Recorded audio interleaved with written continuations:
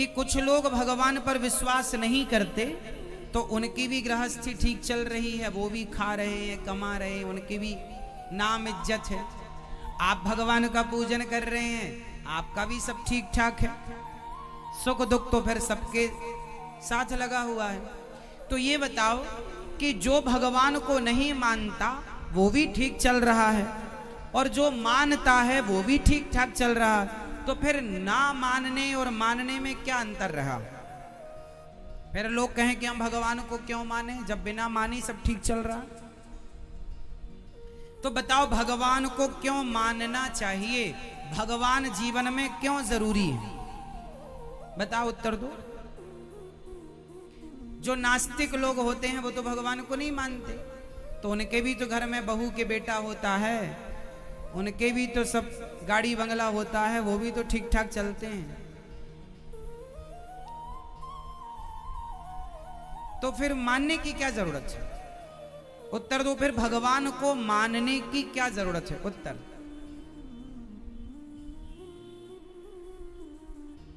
जब बिना माने ही गुजारा हो सकता है, तो मानने की क्या जरूरत है? उत्तर दो।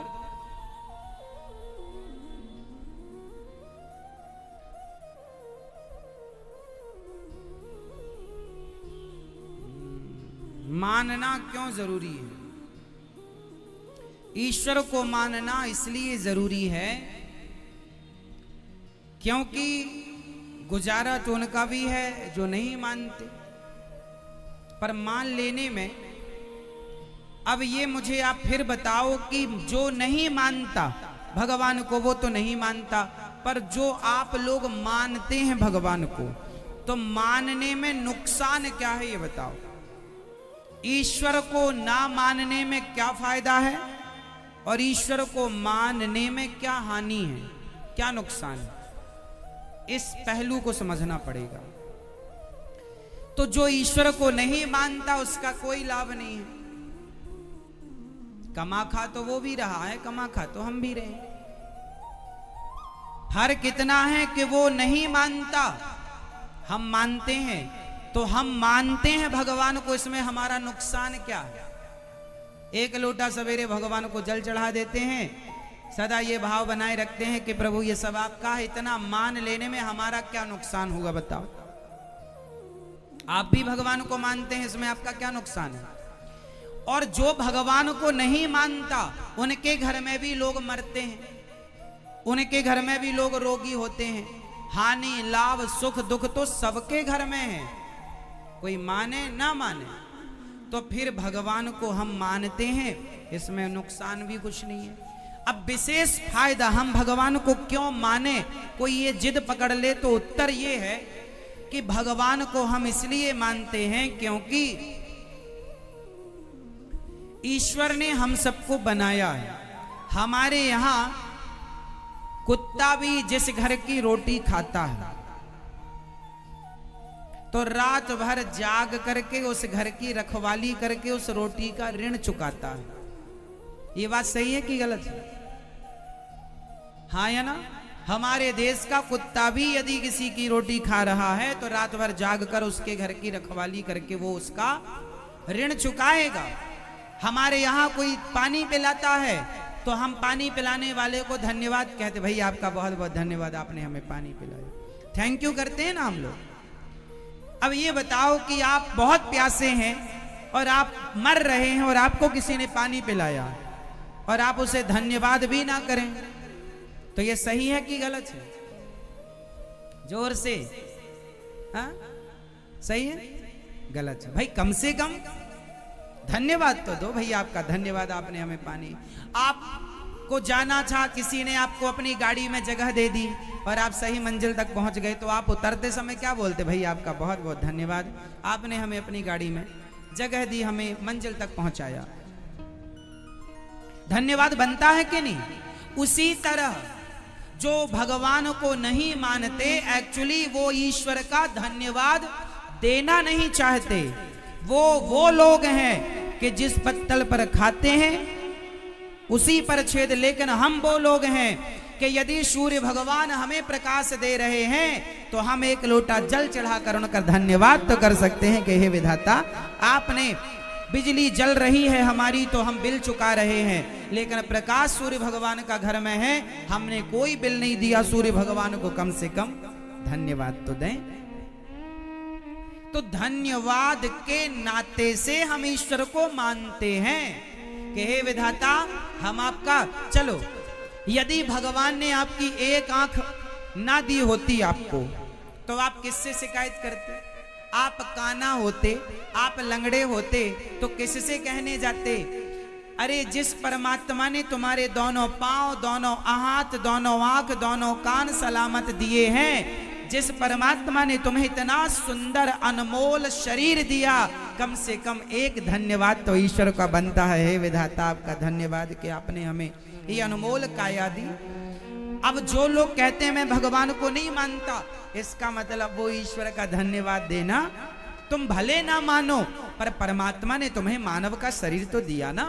तुम्हें शरीर किसने दिया? यदि ये माइक, मैं साइंस के आधार पर समझा रहा हूं, यदि ये वस्तु है तो इस वस्तु को बनाने वाला कोई होगा कि नहीं? ये कपड़ा है तो इसे बनाने वाला कोई होगा कि नहीं? हाँ या ना? यदि आपके घर में तकिया है, बिस्तर है तो बनाने वाला कोई होगा, बंगला है तो बनाने वाला कोई होगा, गाड़ी घोड़ा है तो बनाने वाला कोई होगा, तो आप हैं तो आपको भी तो बनाने वाला कोई होगा। और उसी को कहते हैं ईश्वर, उसी को कहते हैं भगवान। क्या कहते हैं? जोर से। तो ईश्वर का धन्यवाद नहीं दोगे क्या कि हे विधाता, आपने मुझे ये जो आंखें दी हैं इसका धन्यवाद। वरना लोग तो अंधे हैं, यदि अंधा मैं भी होता तो मैं किससे शिकायत करता? इसलिए आंखें जो दी विधाता उसका धन्यवाद, ये हाथ दिए उसका धन्यवाद। लोटा भर जल इसलिए चढ़ाया जाता है कि पांव दिए हैं तो चलकर जाओ जल चढ़ाओ।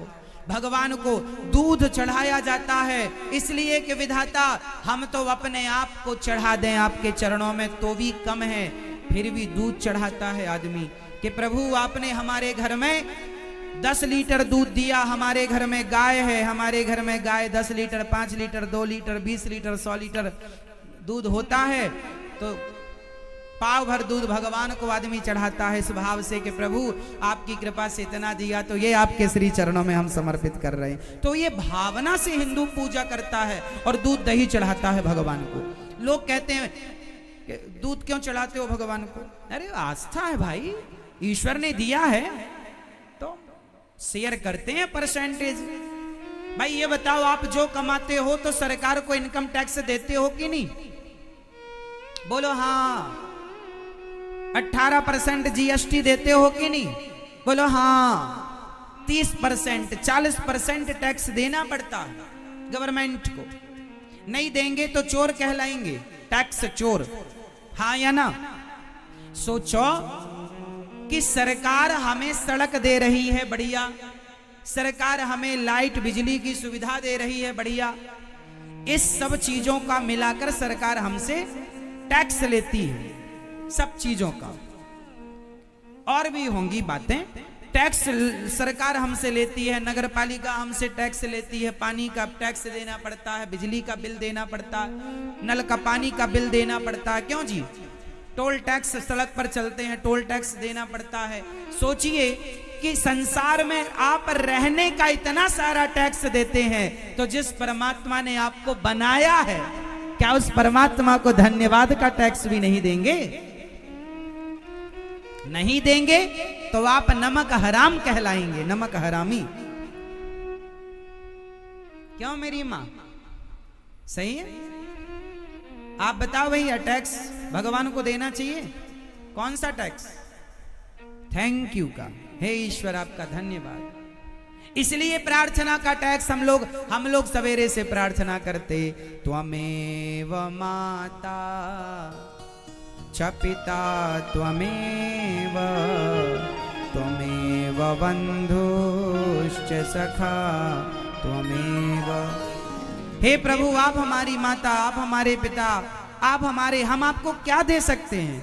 इसलिए भगवान को आदमी फूल चढ़ाता है। फूल सबसे सुंदर होता है, फूल पुष्प। गुलाब उठाएगा भगवान को चढ़ा देगा।